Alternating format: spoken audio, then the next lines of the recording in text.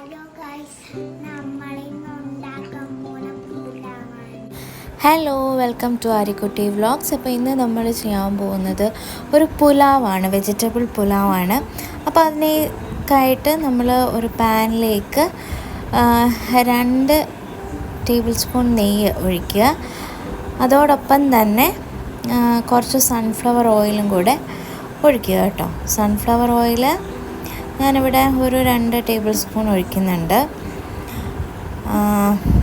എന്നിട്ട് നമ്മളിതിലേക്ക് പട്ട, ഗ്രാമ്പു, ഏലക്ക, ഇപ്പോൾ 2 ചെറിയ കഷ്ണം പട്ട, ഒരു 3 ഗ്രാമ്പു, പിന്നെ ഒരു 3 ഏലക്ക. ഓക്കെ, ഇത്രയും പാനിലിട്ട് നന്നായിട്ട് നമ്മൾ ആ മണം വരുന്ന വരെ നമ്മൾ മൂപ്പിച്ചെടുക്കണം. ഓക്കെ, ഞാനിവിടെ ഒരു ബേ ലീഫും കൂടെ ചേർക്കുന്നുണ്ട്.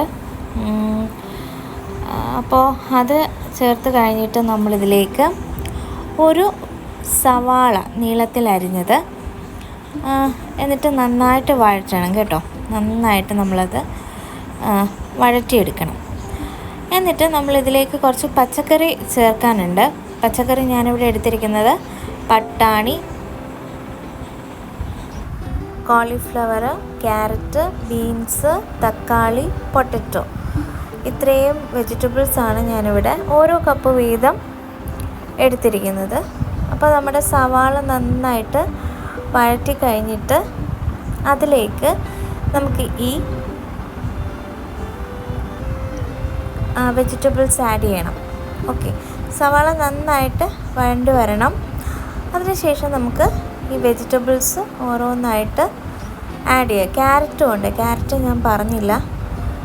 ക്യാരറ്റ്, ബീൻസ്, പൊട്ടറ്റോ, പിന്നെന്താ പട്ടാണി, കോളിഫ്ലവർ, ഇത്രയും പച്ചക്കറികളാണ് വേണ്ടത്. പിന്നെ ഒരു ടൊമാറ്റോ നമ്മളിപ്പോൾ ചേർക്കുന്നില്ല, അവസാനം ആണ് ചേർക്കുന്നത്. ഓക്കെ, എന്നിട്ട് നന്നായിട്ട് മിക്സ് ചെയ്യുക. ഓക്കെ, നന്നായിട്ട് മിക്സ് ചെയ്ത് കഴിഞ്ഞ് ഇതൊന്ന് ജസ്റ്റ് ഒന്ന് വാടി വരണം.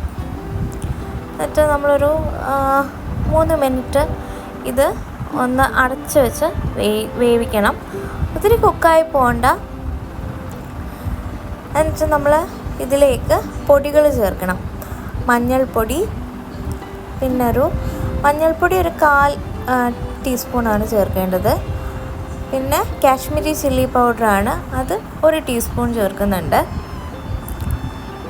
എന്നിട്ടിത് നന്നായിട്ട് മിക്സ് ചെയ്യാം. എരിവ് വേണ്ടവർക്ക് ഇതിനകത്ത് പച്ചമുളക് ആഡ് ചെയ്യാം. ഞാൻ പച്ചമുളക് ഇതിനകത്ത് ചേർക്കുന്നുണ്ട്.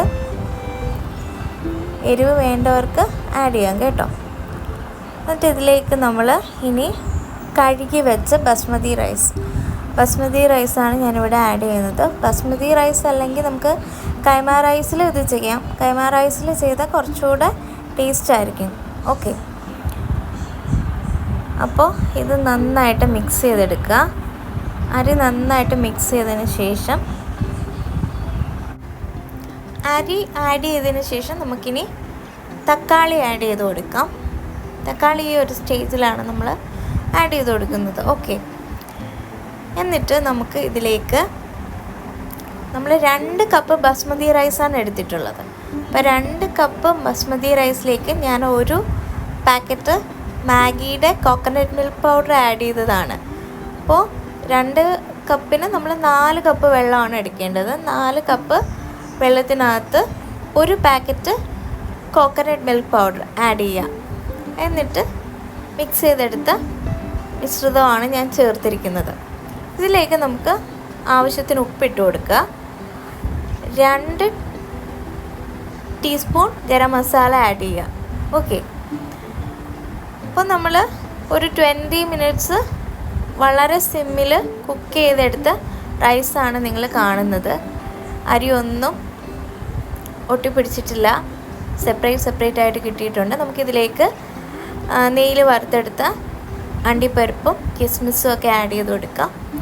കൂടുതൽ മുന്തിരി വേണ്ടവർക്ക് അങ്ങനെ ആഡ് ചെയ്യാം കേട്ടോ. അപ്പോൾ നല്ല അടിപൊളി ഒരു വിഭവമാണ്.